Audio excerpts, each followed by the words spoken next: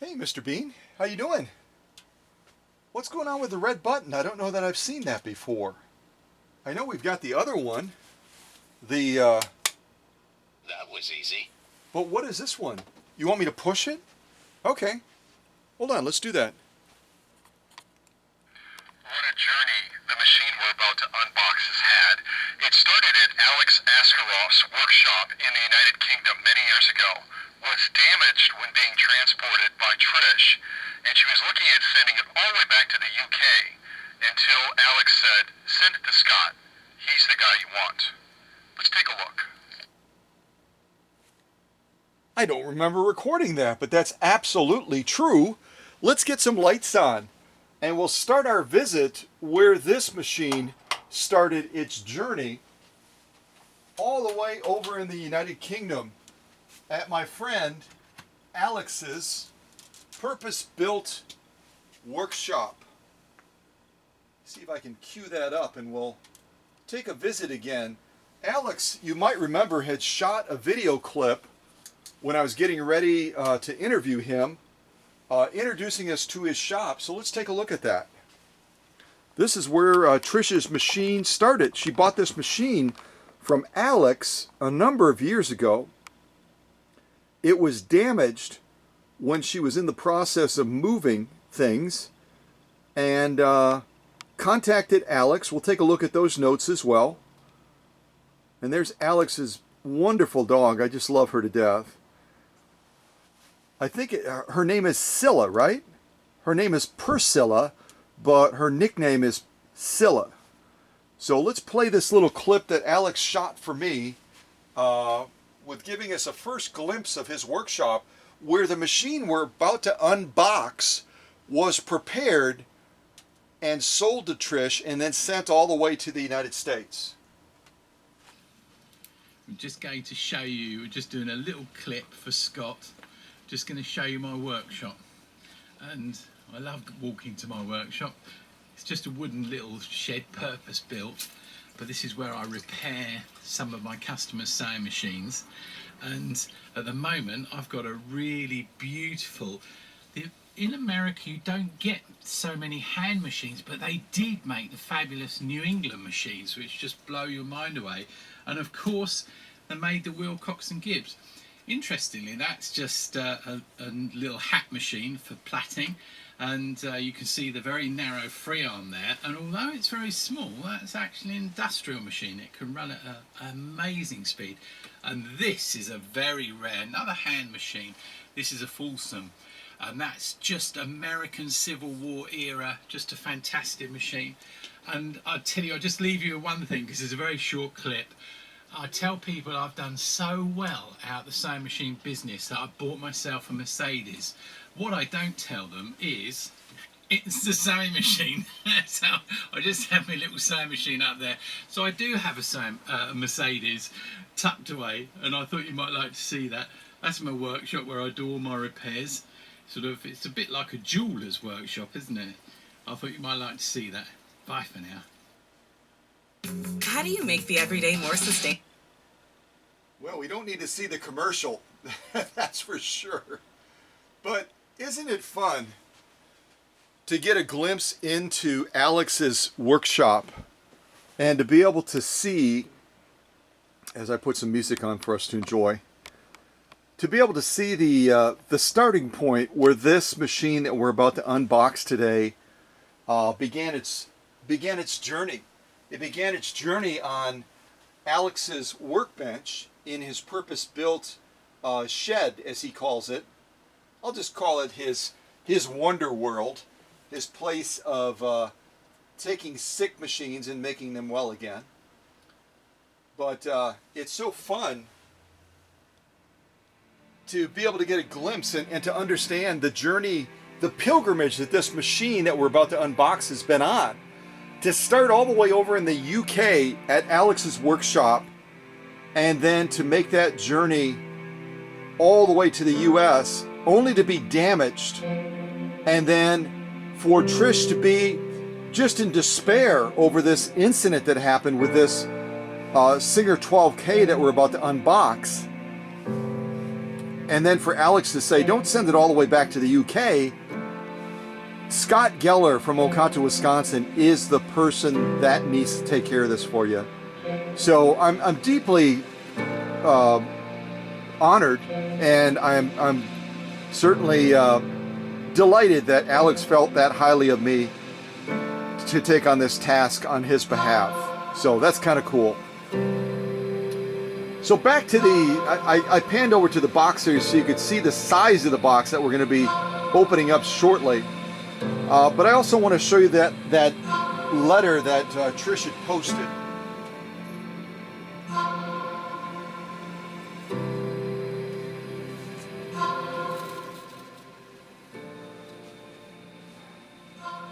Let's go back over to the computer again. We'll do a little bit of bouncing around. I know you're flexible and understanding, and you're willing to do that, so thank you. So this is the note that Trish posted on Alex's Facebook page. And you can read it, but I'll read it anyway, so we can share this together, this experience. And I'll kind of pull my seat over as well so that I don't need to lean into the computer as much.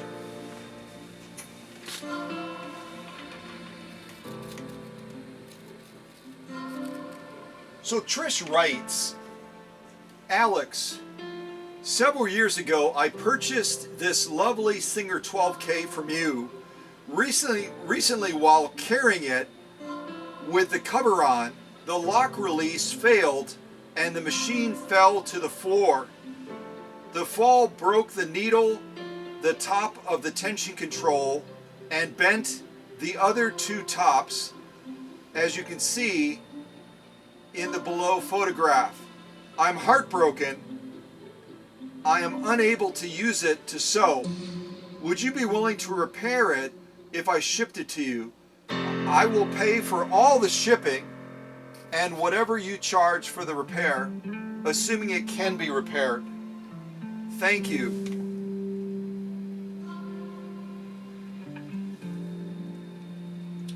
And there you can get a little bit of a glimpse, to some extent, of this machine. You won't be able to clearly see the damage, but whenever a machine hits the ground from, say, a standing height of 5 feet or so, it's going to take a hard hit.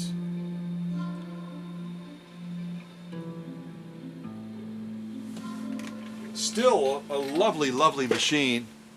And Alex obviously has a lovely collection of machines, as do I. So there's a shot of Trish's machine right there that took the tumble and was badly damaged.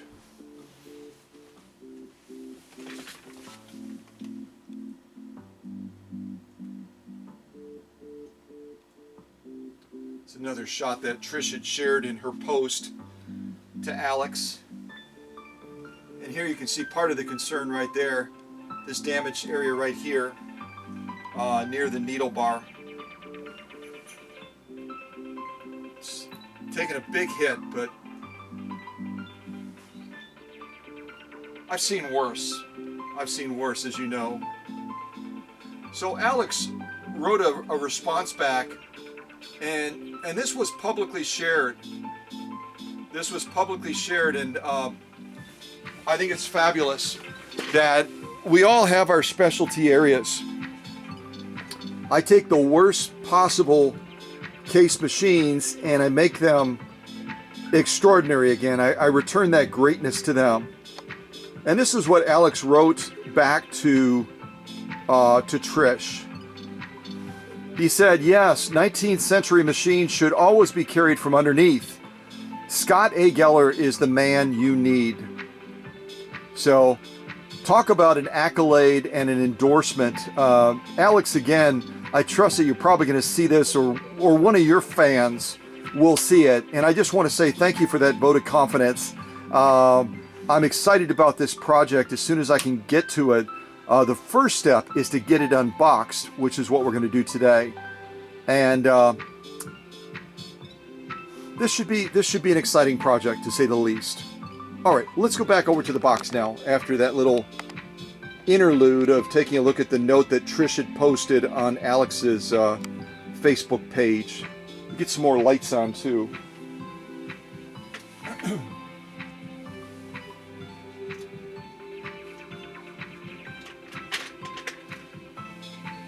All right, a little bit of music to give us a mood for the unboxing. Kind of a suspenseful type music, isn't it?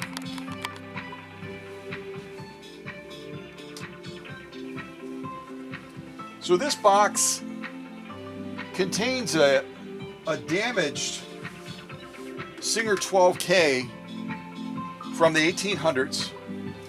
Thank you, Mr. Bean, for kind of getting things set up.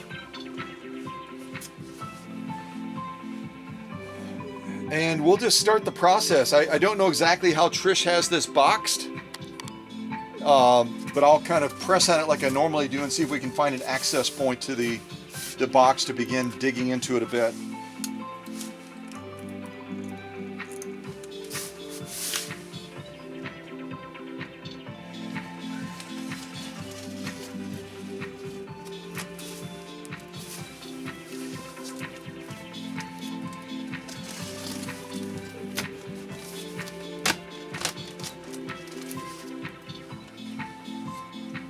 And I've got my blades set pretty short, so I don't cut too deep into this as we're trying to get the top opened here.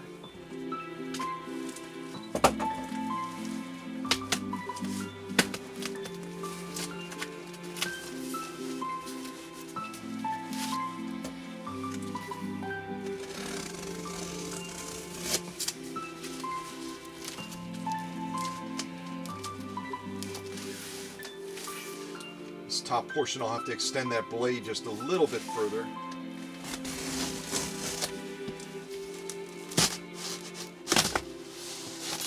And some of you may remember the milestone when we hit, I believe it was 8,000 subscribers. And in order to celebrate that, I always do a contest every time we get 1,000 more subscribers, just as we just did for the Oconto Area Humane Society. That was when we hit 11,000 subscribers. And then we tied in a fundraiser to that as well, kind of like we had done at 10,000 with the History Museum. But with any milestone, I try to... Oops, my music stopped.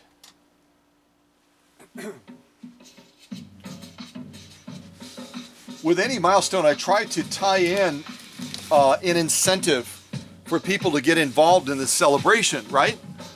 And when we did the 8,000 subscriber giveaway and contest to celebrate 8,000 subscribers, it seems like light years ago, but that's when we did that contest that was based down in Kissimmee, Florida, with Bill O'Rourke's neck of the woods. And we built it around the founding of Kissimmee and the steamboat captain, all that kind of stuff. You can check it out on the channel if you want to revisit that. But the machine that I gave away for that contest was a machine that actually predated the founding of Kissimmee, Florida by, I think it was around 4 years, something like that. And it was none other than a Singer 12K. And Mary Klein and her husband wrote a great piece. And the judges at the time, which I believe was Hans, Bill, and myself, we ended up selecting the piece that the Klein family wrote. And I ended up mailing her my Singer 12K. So that machine is near and dear to my heart. That was probably a trophy machine that I had in my collection, but I offered it up for that giveaway and that contest to celebrate our 8,000 subscriber milestone. So our next milestone coming up will be 12,000 subscribers. I didn't know what kind of machine I might offer for that. If you have any suggestions, type it in the chat and I'll give that fair consideration, okay?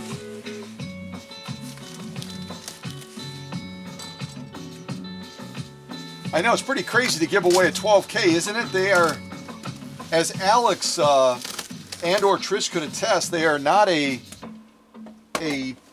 cheap, basic type of machine. They're pretty doggone rare. at least rare in the condition that Alex's was and the condition that mine was in that I gave away.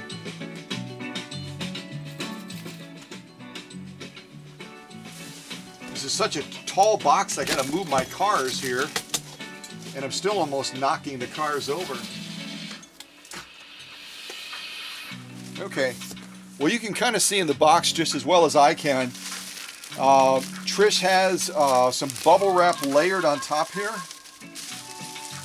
creating some great, you know, if it takes a hit on top, it's got a great cushion of protection on top with probably about 2 or 3 inches thick bubble type wrap thrown in there. So I'm just going to start pulling stuff out so we can get a better look into the box.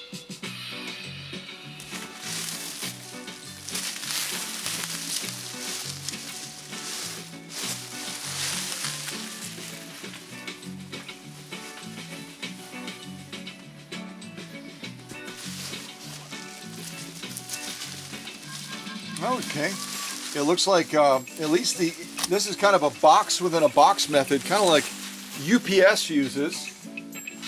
And it looks like Trish would have gotten the inside box from U-Haul. You probably can't see that yet, but matter of fact, I'll come off the tripod real quick so you can kind of take a peek into the box like I'm seeing it. You can just barely see it in the shot, I think.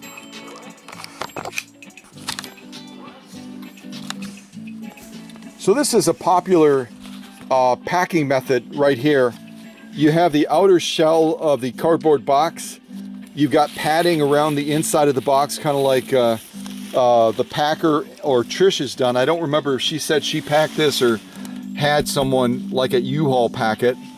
And if you didn't know, U-Haul does do packing along with obviously offering storage, and they offer their U-Haul type trailers and all that kind of stuff. But they've stepped into the space now of also doing packing. They're kind of an unknown commodity to me as far as the quality of the packing they do. And I say that because I recently received another machine that a customer had them pack, and the outside impression of what I'm seeing is not good. And you'll see that on unboxing of that soon. And it looks kind of like this. It has the U-Haul logo on the outside of it, but it's a real one of those spongy boxes. So I'm hoping the machine didn't suffer any damage for this other customer. But this one looks like it was pretty thoughtfully done. You can see the thickness of the cardboard. It's not a real flimsy box at all. The outside of the box is quite solid. And now we have to work our way into getting all the outer protection pulled out, get our grip on this box, and see if we can remove it. I'll probably cut the front of the box and see if we can pull it out the front. Okay?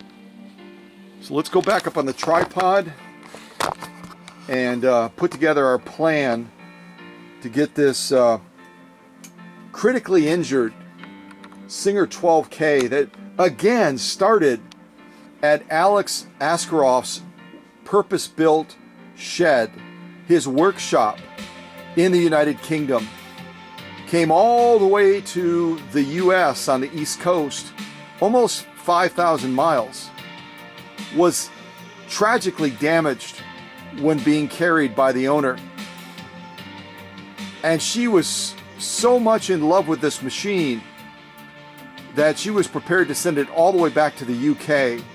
But instead, at Alex's prompting, it was sent from the East Coast around the Virginia area all the way to the little city of Oconto, Wisconsin, to my purpose-built shed, my workshop. I love the way he puts that, though. You know, because in the United States, when we hear the word shed, it's not a complimentary thing. It's usually an outbuilding that it's just you store junk in it, basically. But that's not the case with Alex's purpose-built shed. He makes his version of magic happen there, just as I do here. So, all right, I could blah, blah, blah all day long. You know that by now. Let's get on this box and get this 12K released from its box so we can take a closer look at it.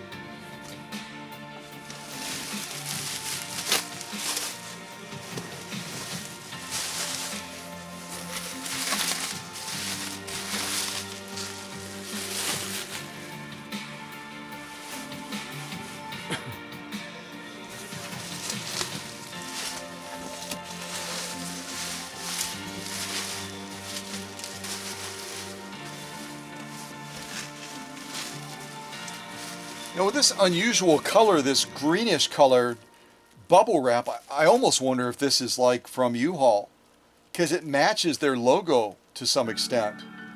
Their logo is green and orange, and anyway, just curious about that.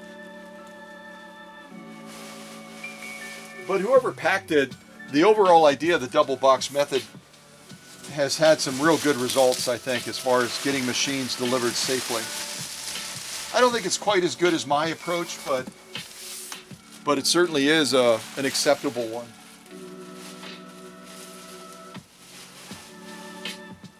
Okay, so now let's open up the flap on the front of this box, and I can see that I've got some peanuts in the bottom that are creating a cushion for that inside box.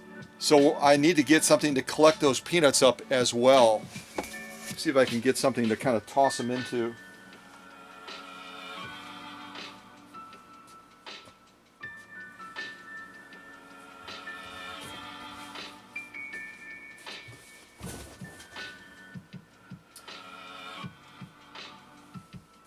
I'll just use a tote for right now.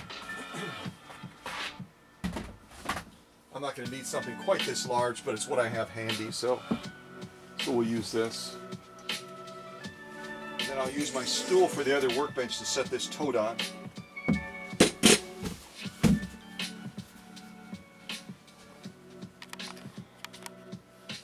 Okay, and I can see I've got lots of clearance in the front of here, so I'm going to set my blade just a little bit longer.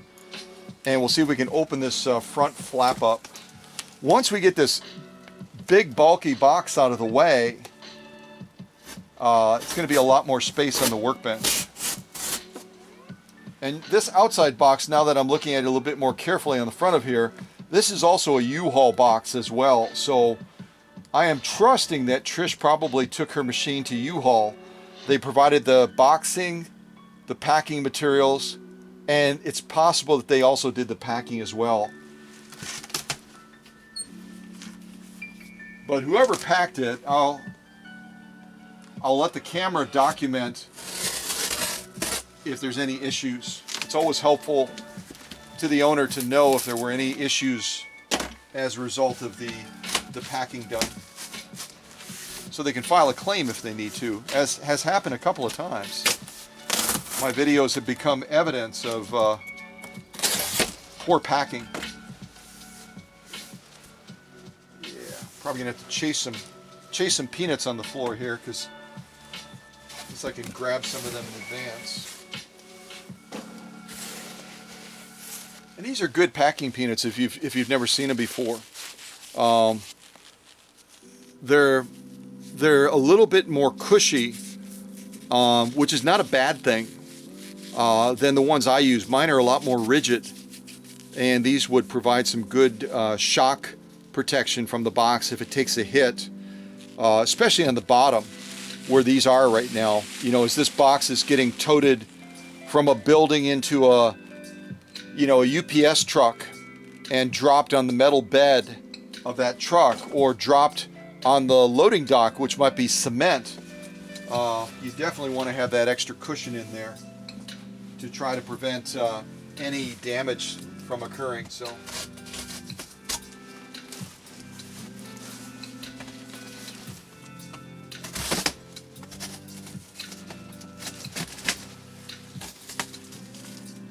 all right, so I'm going to carefully try to open this just enough that I can grab some of these peanuts, but I know I'm going to drop some anyway, which is fine. Just pick them up.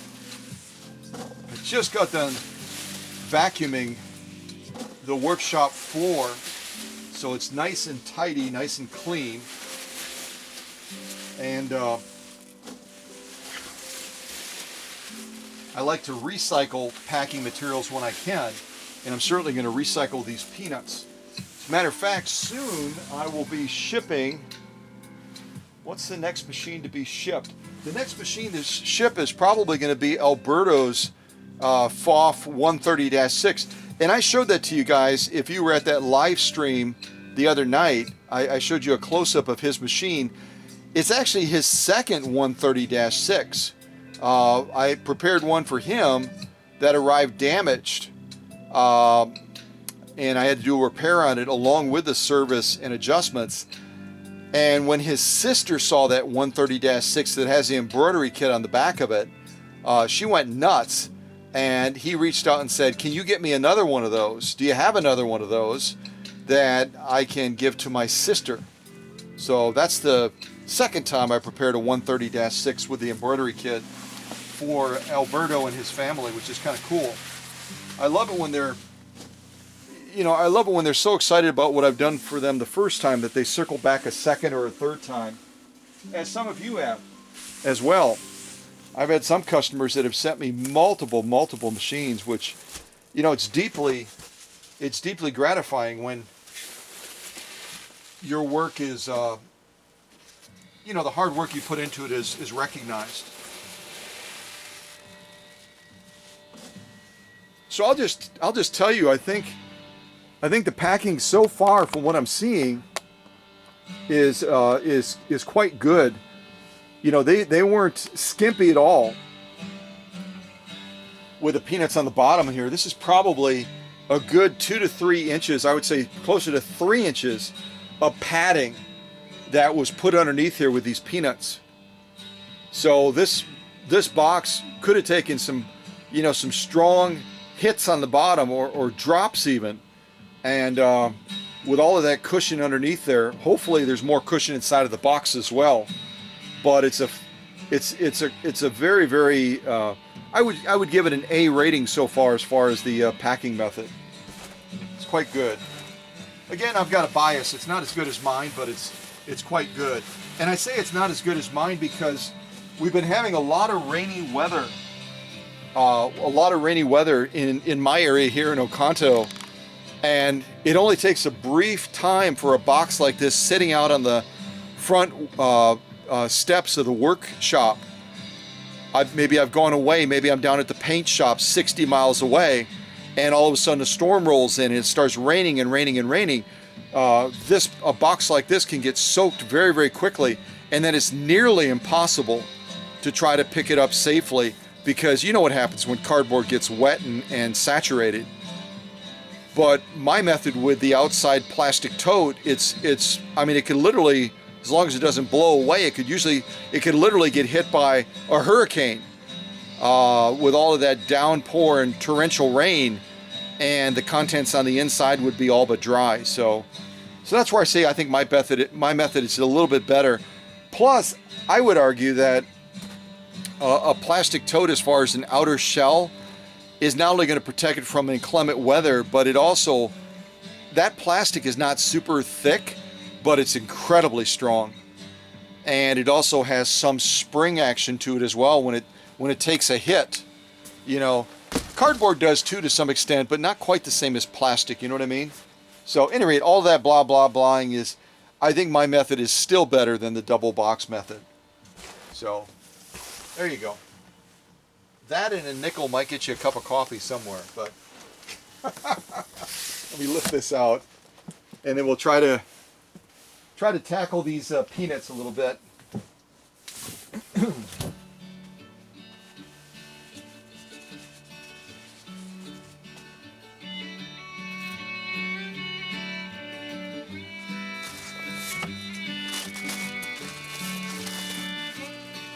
So, kind of back to what I've said before, I'll just kind of show you this real quick.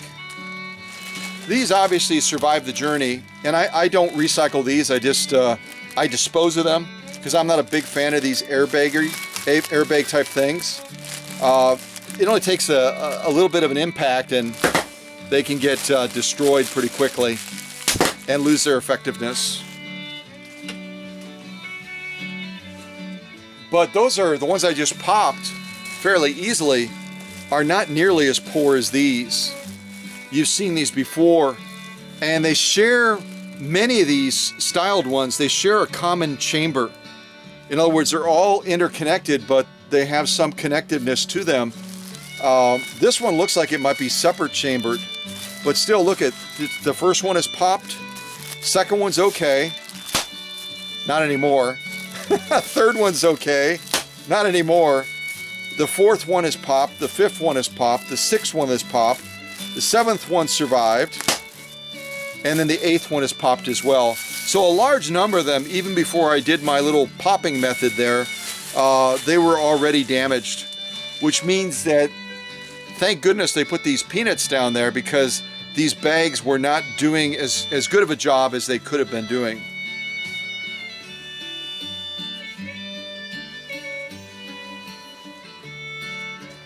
All right, let's see if we can get these cleaned up pretty quickly here.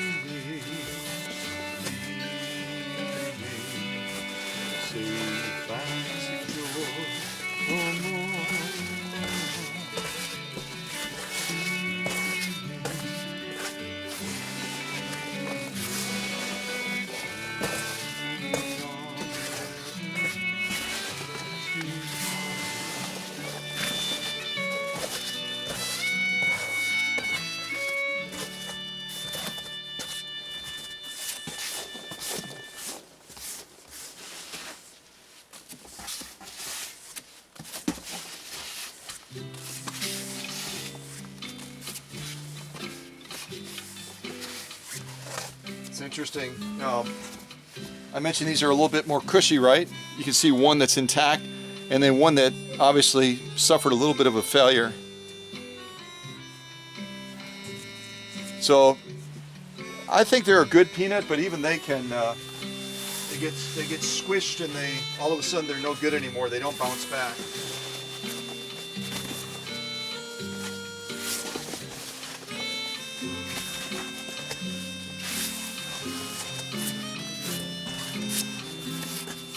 There we go. Got them all collected. So you can see the amount of peanuts that they used to protect Trish's 12K. It's quite impressive. It's more than half a container, and this is an 18-gallon tote, so about 9 gallons, if you will, of packing peanuts.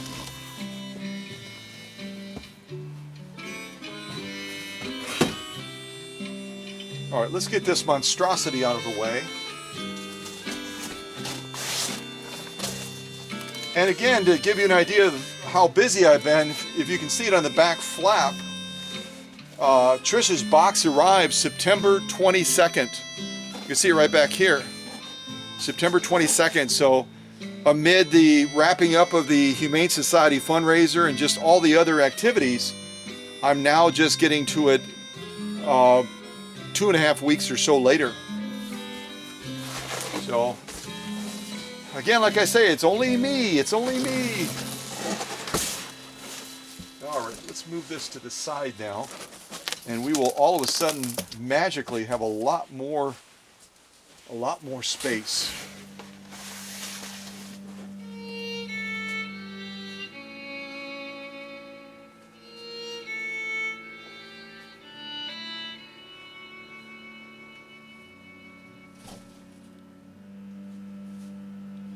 Okay, let's get that inner box up on the workbench so we can begin tapping into this one.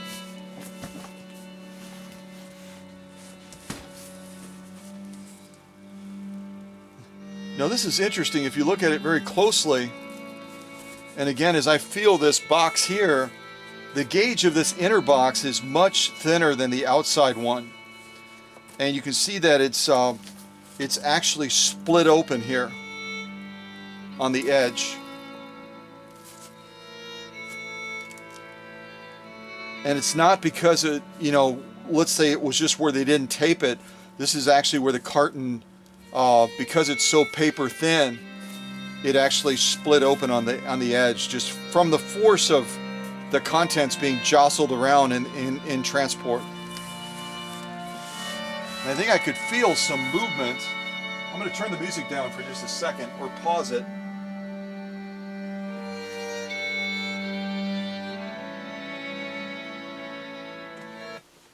I'm just going to pause that for a second so we can actually listen as because obviously when a box is being transported, it's getting jostled around quite a bit with the movement of the truck or the plane, humans moving it from one place to another, maybe off of a conveyor belt onto a truck or loading it onto a dock to go onto another truck, who knows.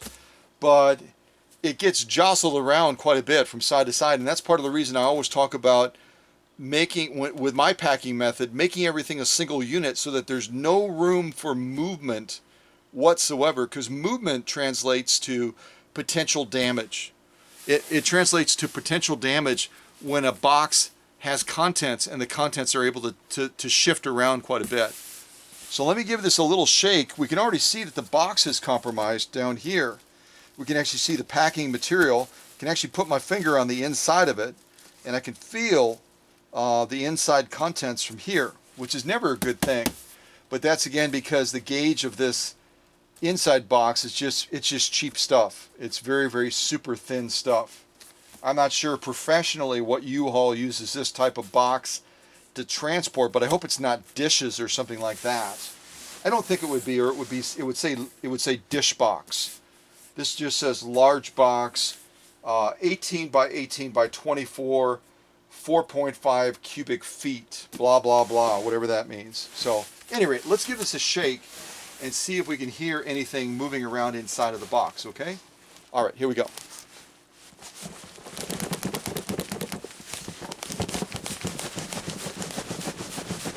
Hear that movement? Hear that movement inside? Turn it all the way around.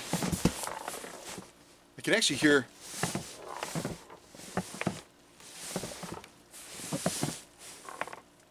Hear that?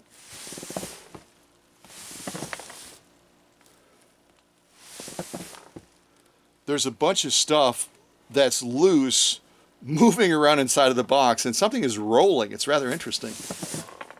Hear that?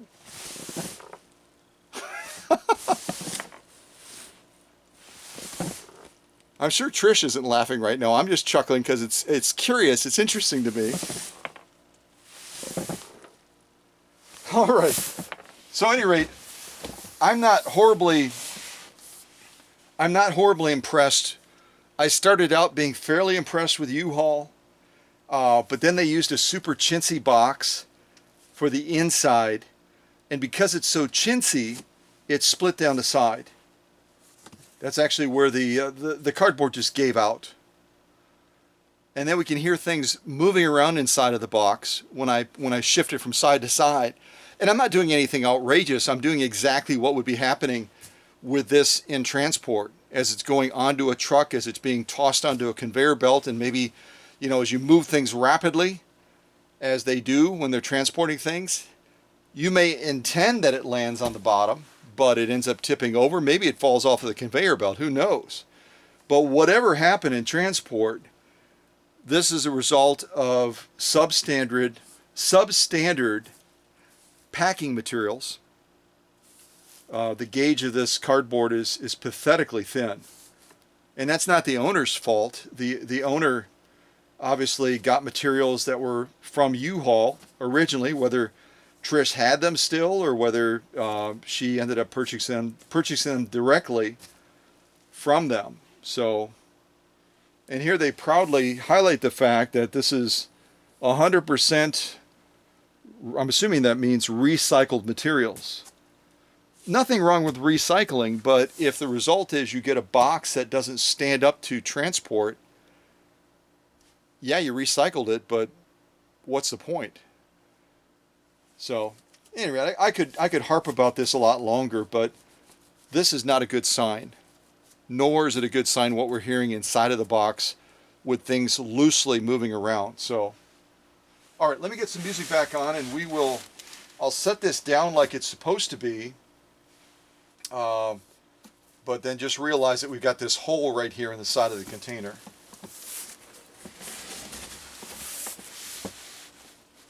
All right, let's get some calming music on. Calming music. I wouldn't say that's calming, but it's better than silence as we contemplate the fate of this 12K that took a journey of over 4,000 miles from Alex Askaroff's workshop to the US. And I'm so grateful that this box that is U-Haul based came only from Virginia to Oconto. Can you imagine how badly this box would have been compromised and potentially the contents if it didn't just come the 800 or 900 or 1,000 miles, but if it had gone all the way back to the UK? What would have happened to this box then? You know what I mean? So I'm really glad that it didn't take that longer journey back to Alex's workshop. Yes, I am.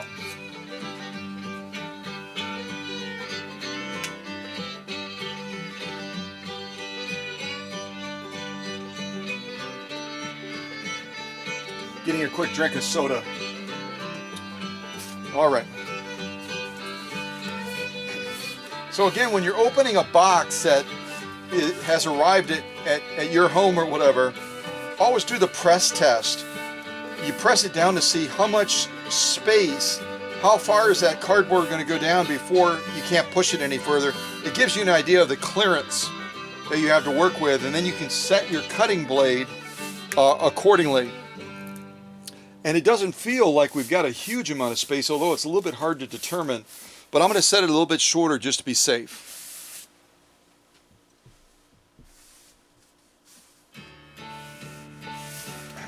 Open up the sides first. It's a safer way to get a peek in there and see what we're working with.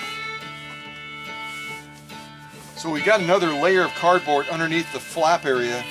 So I'm not as concerned about cutting now because I know that there's a little bit of a buffer.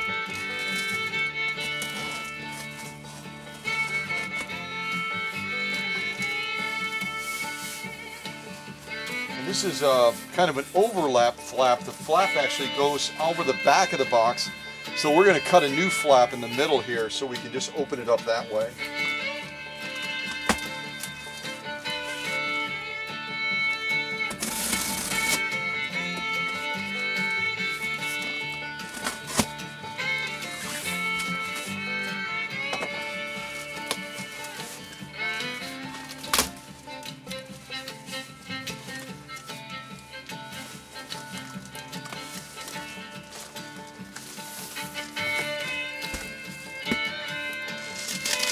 So more bubble wrap, and this is good bubble wrap. You can see it's a smaller bubbles, so it's going to provide even better overlay and protection from impact. And whether it was Trish or someone else, they did a very good job of generously laying down layer upon layer of this. So a crummy cardboard box, but some excellent bubble wrap layering to try to protect the contents. Oh, I didn't realize. I can get a pre-glimpse of something you can't see yet.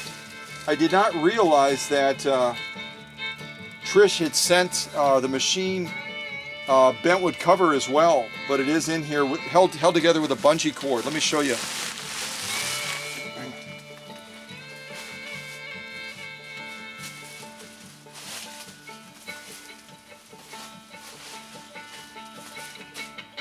Come off the tripod so you can look into the box with me. So with the bungee cord holding the container, it hopefully didn't damage the laminate on the bentwood cover. And bentwood covers, if you don't know, are pressed on the edges into the cover when the cover is bent just like you see on the video on the channel that I have of the visit to the Scotland plant, they actually show the making of these. So it's possible Trish just did this as an extra precaution, because it's when she lifted it up by the handle that apparently the bottom gave out, and that's how the machine crashed to the ground. So we'll carefully get it out of here. Get this extra packing material out of the way.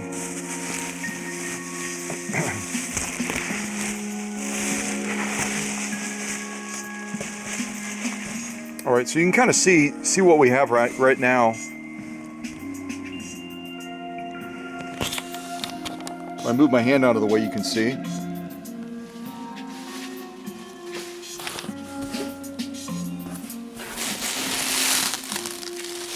And there is a layer of bubble wrap underneath the bentwood cover. Looks like it's probably about 3 to 4 layers, which is good.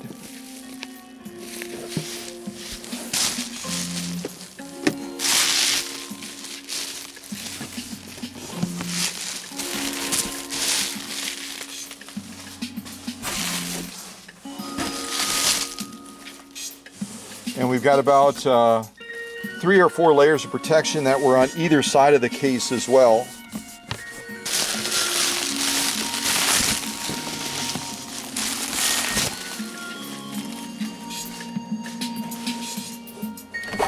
So now looking into the case, you can kind of see what we're working with.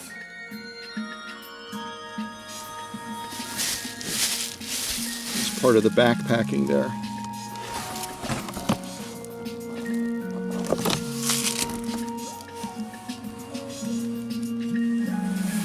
And I don't know if this is probably pre-existing, but I'll just document it anyway. You can see where the outer hub area of the bentwood cover has actually sustained, or did sustain, damage at some point. The wood is actually compressed down. And that may have come like this from Alex's workshop, or possibly it was Trish didn't mention anything about any damage when it was transported from the UK to her in the US, but this happened at some point, so I'm just kind of showing it.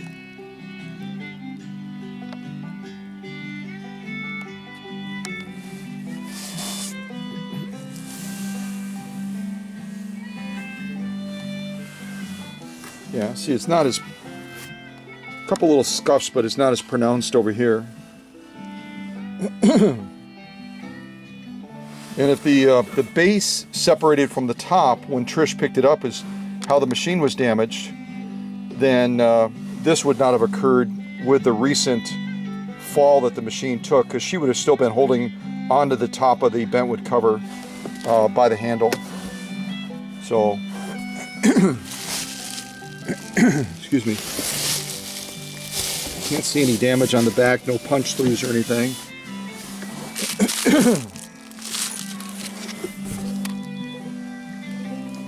Okay, so let's go back up on the tripod and get this out of this cardboard box so that we can take a closer look at the machine.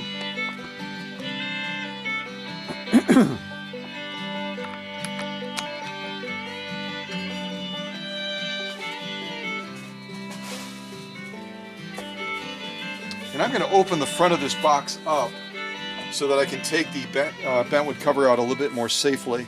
And I've got a huge amount of clearance in the front of it, so I'll even extend my blade just a little bit further.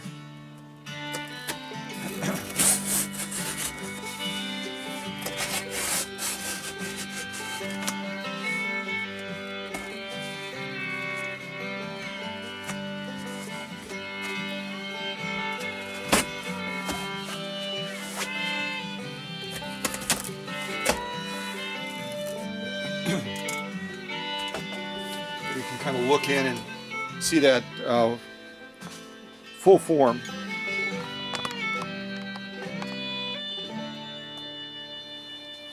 So just imagine for a moment the fact that this VSM treasure took a very careful but extended journey all the way from the UK. And I had two thoughts kind of combined, because I know when I talked with Alex about packing, he was like, yeah, it's literally like a workout. And that's a person that's actually done it and understands. So I have no doubt when he packed it to leave the UK to go to Trish in the US the first time a number of years ago, it was packed to the hilt. And now it made that journey from the UK to the States. Like I said before, Trish was prepared to send it all the way back to the UK, but now it's in Oconto. So let's get it out of this box and take a look and see what we have.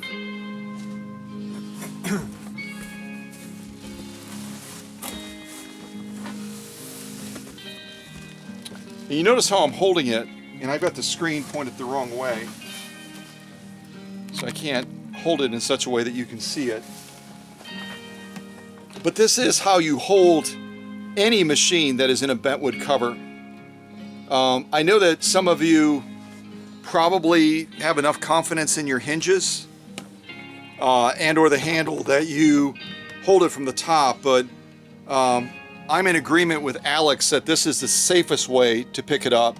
Now, if you're right over a table and you want to lift it by the handle or reposition it by the handle, I think that's fine. But this is an assured way, as long as you have your fingers wrapped around the bottom and you've got a good grip on it, you know? Just feeling the bottom a little bit.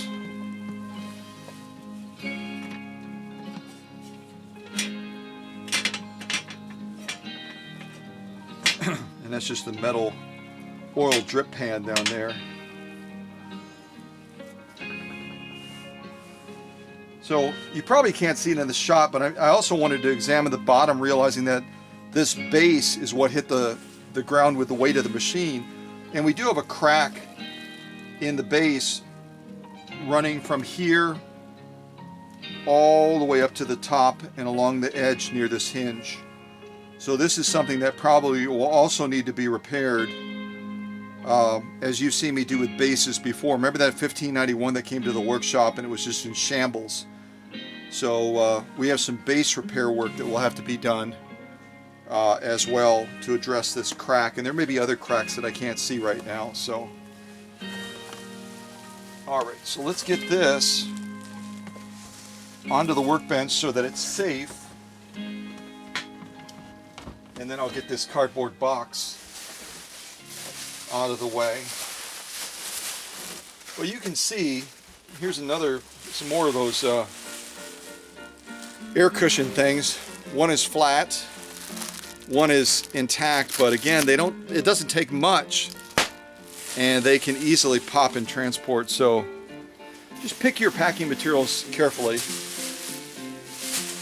But now that we have all that stuff out of there, including the machine, you can just see how severe that damage was to this poorly made box. See that? I think you can see that. Yeah, right over here. I'll show it to you this way. It's probably easier.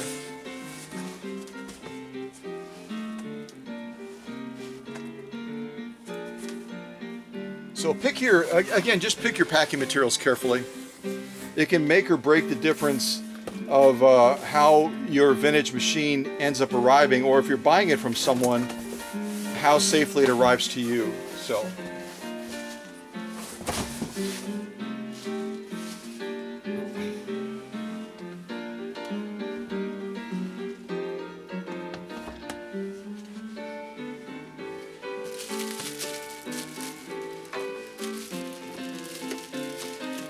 And you notice how somebody very thoughtfully put the bubble wrap in between so that this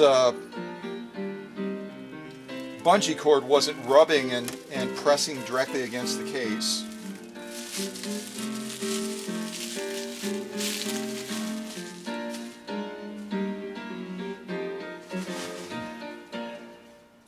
What a great piece that is, isn't it?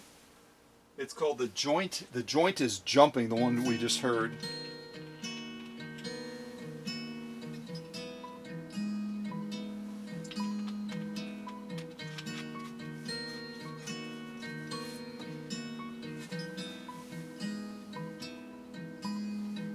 This next one is called Outlaw and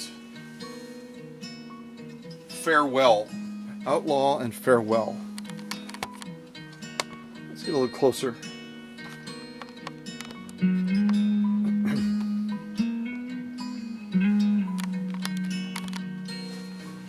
It's really a lovely bentwood cover, isn't it?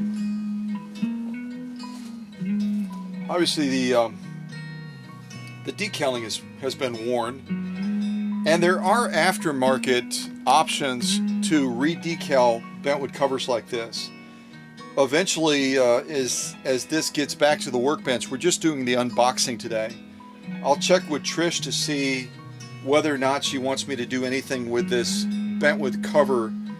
I would definitely strongly encourage her to allow me to do the repairs to the base if this machine is going to be staying in this base. Let's see if this cover comes off straight away. So it is locked. Let's see here. There we go. I thought I might need a key. I hadn't specifically looked to see.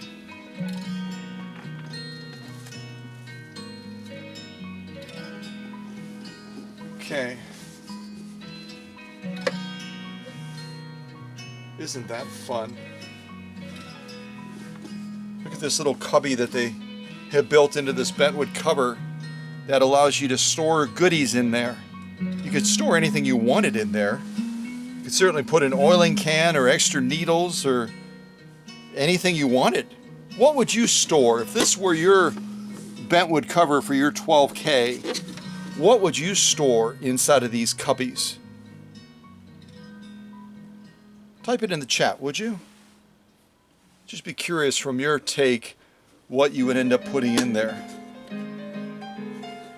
Yeah, very nice. Very, very nice.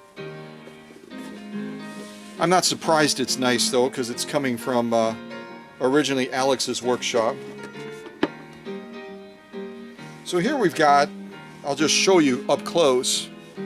Here we've got some separation that's occurring. See, as I'm gently pulling on that, where actually those two seams are coming apart. So we've got some repair that has to be done to the bentwood cover as well. This joint in particular, you can see the separation occurring?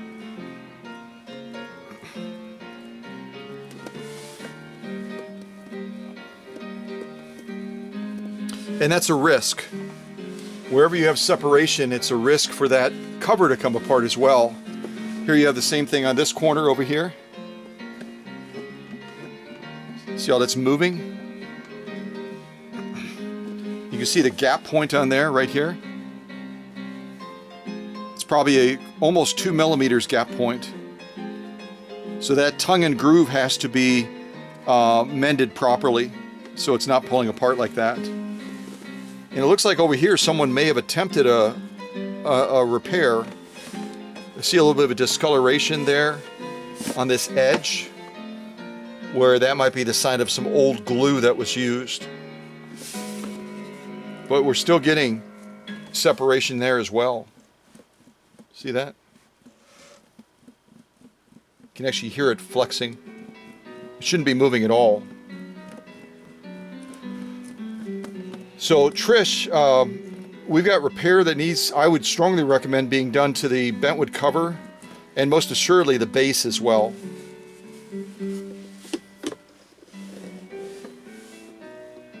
Not much I can do with that unless we end up taking that side off, which I think that might be a little bit over the top, but I'll leave that up to the customer to decide.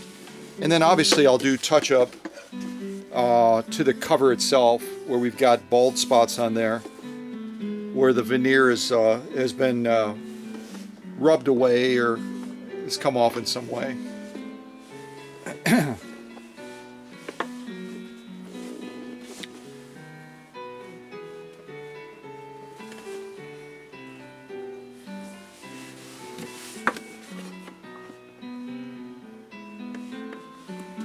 Okay, let me set this to the side. My wheels, you can probably tell, as I'm examining something like this, my wheels are spinning on, okay, this is what I'm going to do. This is my approach. These are the materials. These are the adhesives. Yeah. Wheels are spinning.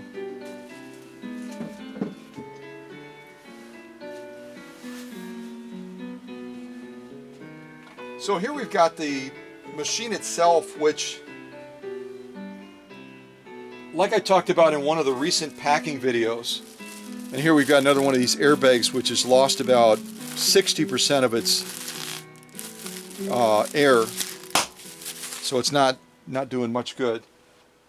Now, I always like to give feedback, honest feedback, to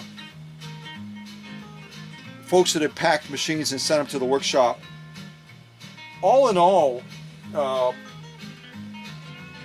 there's part of the. See, this is what we were hearing rattling around inside. This is just above the needle bar. It came loose. It didn't come loose. It was snapped off. But my feedback to U-Haul, was it U-Haul? Yeah. My feedback to U-Haul is that they could have done a better job of safeguarding the machine inside of the case. There's quite a bit of clearance when you slide that case over, where they could have done a better job of bubble wrapping this and then stretch wrapping it like you've seen me before to cocoon this machine. Obviously we know the base is compromised. It's got a large crack in it. We know the top now is compromised as well. So in a catastrophic situation, especially with a crummy inner box, there at least was the possibility of the machine being exposed and being compromised. And this is not going to do it. So if you send a 12K to the workshop, if you could just make sure you spend a little bit more time cocooning the inside machine head itself to safeguard it. Okay? Enough said. Enough said. So I'm going to grab one of my magnetic trays so I don't lose any of the metal parts that I'm finding on the inside here.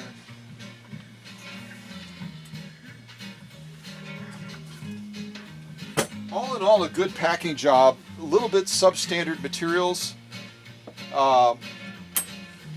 but this is the only area of concern here, the inside machine. So.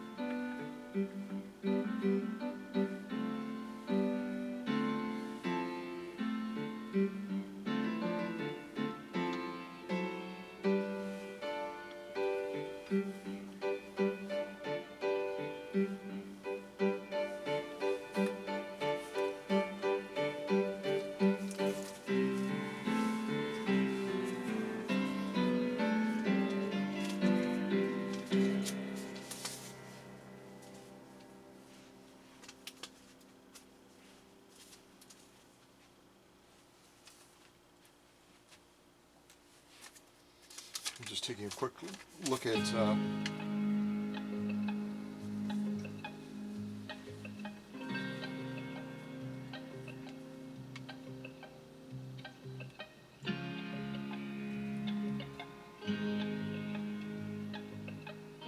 Oh, I see now. Okay. This is the type of material that Trish is going to be sewing, so she enclosed a sample of it so I can do some stitch offs on this particular material before the machine eventually is returned back. She did mention to me when a restorer is setting up a machine, it's always helpful to know what type of materials that customer is going to be sewing, because that's in part at least how we set the machine up. The choice of thread, the choice of needle, the tension adjustments as well.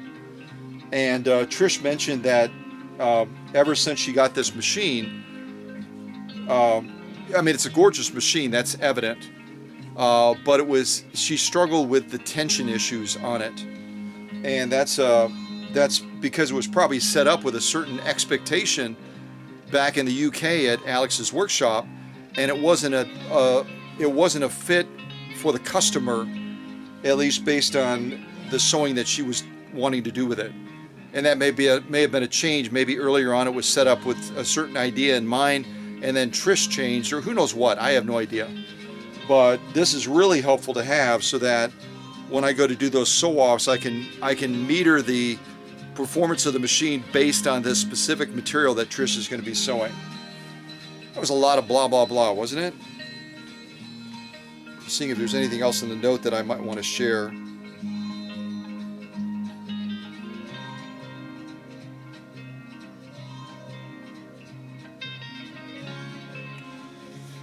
So she's looking to sew two pieces of the fabric together, piecing them together, like the one enclosed. Okay, so something along these lines. I'll clarify with her because she's got two different types of materials. She's got this lighter rayon type material, or cotton, or whatever it is. It looks like a cotton blend almost.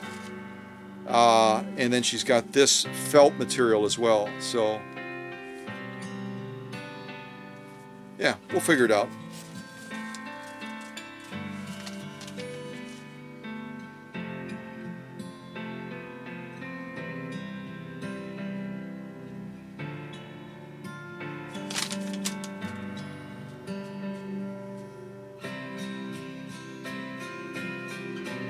And it fell, Trish writes here, it fell on a ceramic tile floor, which is very unforgiving.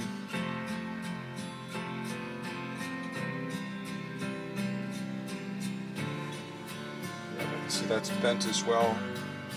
So let me come off the tripod and I'll show you closer up what we're starting with.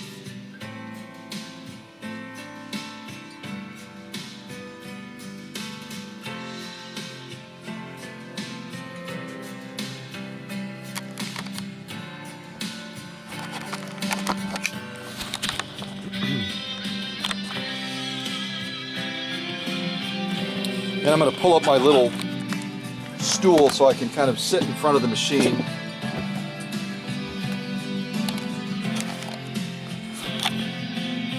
So you can see this piece right here that was rattling around in the case.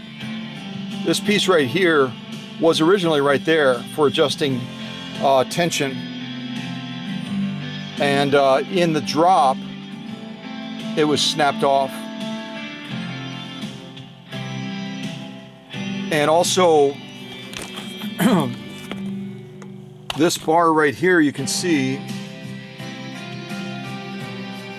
and the top crown point was also bent in the drop as well. It's obviously leaning to the right, and it's hard to tell at this point whether or not that needle bar was also bent. It's hard to tell. Thankfully, the take-up arm was not snapped off also. The way it's moving nicely, it seems to be moving pretty freely. I'm guessing that if Trish followed my suggestion, and I know Alex feels the same way, whenever you're not using a machine, the needle bar should always be down. Well, you can see that if that was the case, part of the reason that I always say to you guys, make sure your needle bar is down. It's to protect the needle, but it's also to protect the needle bar shaft as well. See, when it's recessed down, it's not sticking up like this, where it has a greater likelihood in an unexpected fall like that to get bent. This getting bent is one thing, but this getting bent is a major ordeal. So I'll have to assess that more and see what I find. And then this one back here, also you can see it's, as my father would have said, it's cattywampus. This one also got bent as well in the fall.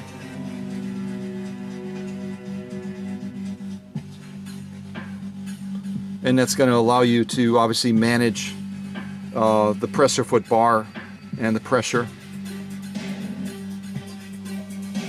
And there may be other factors involved as well that we're not quite seeing at this point, so we'll have to wait and see.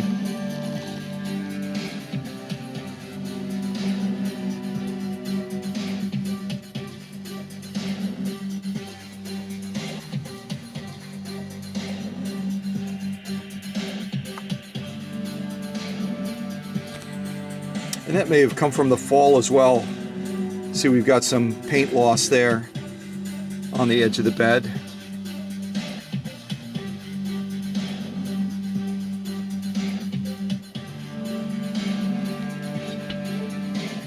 So obviously when this 12K crashed to the tile floor, the major impact was on this side of the machine over here. Snapped this one off, bent this as well.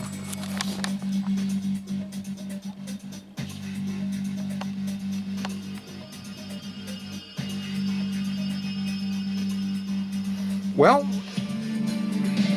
let the fun begin soon. I've got other machines to have fun with first, but this will be a great project. And again, I'm grateful to Alex for his vote of confidence. He knows I deal with the more difficult cases, and Alex approaches his vintage space a little bit differently. He oftentimes will collect machines that are already in fairly great condition and only need a little bit of tweaking here and there. And it's not that he wouldn't be able to take a project like this on, but he knows that it's my specialty. So, all right, there you go. Trish's 12K that took a fall against the tile floor. And, I mean, it could have been a lot worse. Could even been worse than it is, but this will be a great project to take on. Yeah. Well, thanks for attending the unboxing. I decided to shoot it as a premiere instead of as a live feed so that I could present it at a later time. That might be more convenient to the customer and to others that follow the work. So, but this will be a great project. A machine that started in the UK, came to the US, was almost destined to go back to the UK, but instead came to Oconto, Wisconsin. Yeah, cool.